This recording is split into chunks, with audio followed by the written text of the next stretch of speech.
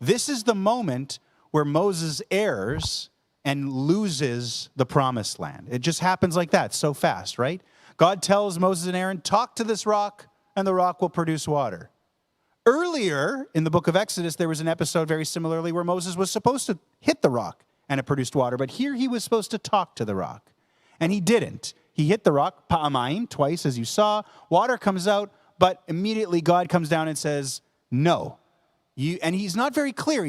God doesn't say, it's because you hit the rock, right? It's a little bit more vague. It's because of how you acted in front of the people and what you did with my name. Basically, you didn't listen, but it's a little bit vague. But for that incident, for hitting the rock, Moses misses out on the promised land.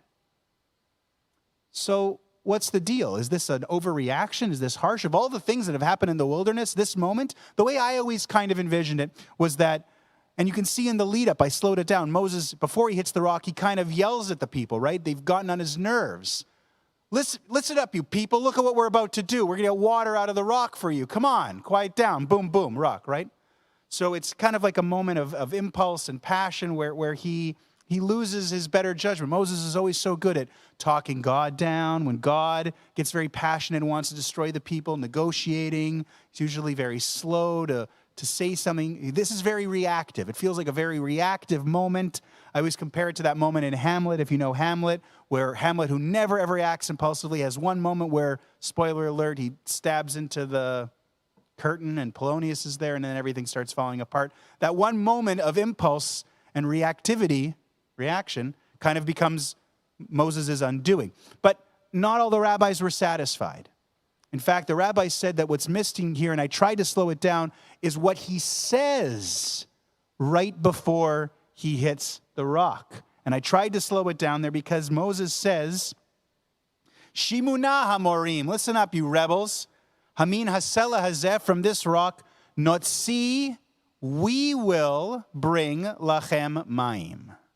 Notzi, we, my brother and I.